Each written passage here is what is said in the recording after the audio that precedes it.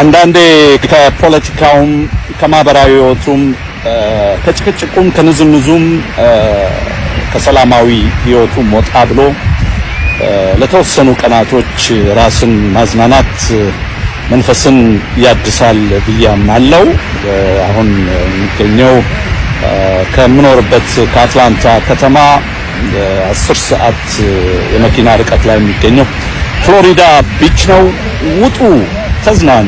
ብቻ ዓለም እንደሆነ በማናውቀው ሰዓት ቅጽበት ምን እንደሚፈጠር አናቅምና ነገን ትተን ዛሬ ንዝናና፣ ህይወታችንን እናድስ። አርቲስት ሰለሞን ተካልኝ መሀሪ።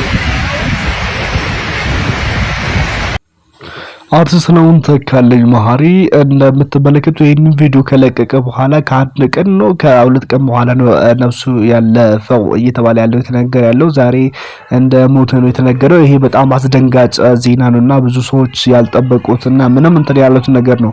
እጅግ በጣም የሚገርምና የሚያስገርም አስደናቂ የሆነ ነገር ደግሞ ይህንን ቪዲዮ ላይ ምንድነው ህይወት አጭር ናትና አንዳንዴ በፖለቲካና በተለያዩ አመለካከት በተለያዩ ችግሮች የተጫነቀ ራሳችን እናሳልፋለን። አንዳንድ ጊዜ ደግሞ ራሳችን ማዝናናት አለብን። because life is short ብሏል።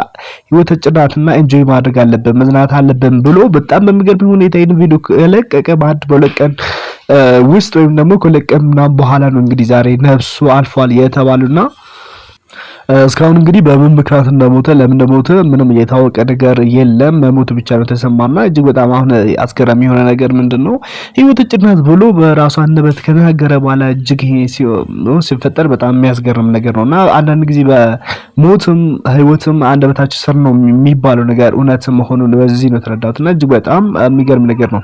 እንደምታውቁ አርቲስት ሰለሞን ተካልኝ መሀሪ አርቲስት ነው፣ ተዋናይም ነው፣ ጋዜጠኛ ነው፣ አክቲቪስት ነው።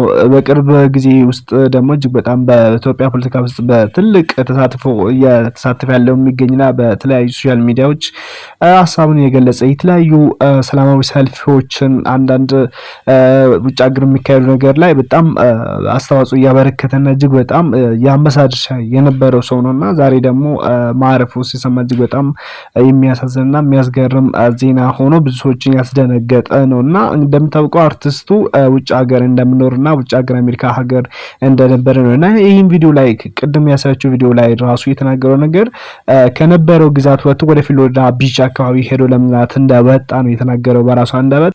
ይሄ እንግዲህ እጅግ በጣም የሚያሳዝን ነገር ነው። ዛሬ ለአድናቂዎቹ፣ ለወዳጆቹ፣ ወዳጅ ዘመዶቹ መጽናናትን እንመኛለን። ፈጣሪ ነፍሱን በአጸደ ገነት ያኑረው ማለት እንፈልጋለንና ተጨማሪ መረጃ ስለሱ ያለውን ነገር ደግሞ ቀብሩ መቼ እንደሆነ በተለይ ውጭ ሀገር ያላችሁ አሜሪካ አካባቢ የምትኖሩ ቀብሩ መቼ እንደሚፈጸምና በአካል ተገኝታችሁ ወዳጆቹን፣ ቤተሰቦቹን፣ ዘመድ አዝማዱን ማጽናናት የምትፈልጉ ምን አዳዲስ መረጃዎች እንደሚለቀቁ በተከታትለን እናደርሳችኋለን። እስከዛ ቸር ቆዩልን። ለዚህ ዩቲዩብ ቻናል አዲስ ሆናችሁ ደግሞ ሰብስክራይብ በማድረግ ቤተሰብ ሁኑ። ሰብስክራይብ ማድረጋችሁ እንዳትረሱ። ማለት ሰብስክራይብ አላደረጋችሁ ማለት በቃ እኔን ሰብስክራይብ አድርጉ ማለት ፈልጋለሁ። በጣም አዝኛለሁ ዛሬ በእውነት በጣም ትላንትና እንደምታውቀው የገኒ ሪያሊቲ ሾው የምትባለው የእሷ ሰርግ ነበር። ዛሬ ደግሞ ሀዘን ሲሆን በጣም ያስለቅሳል።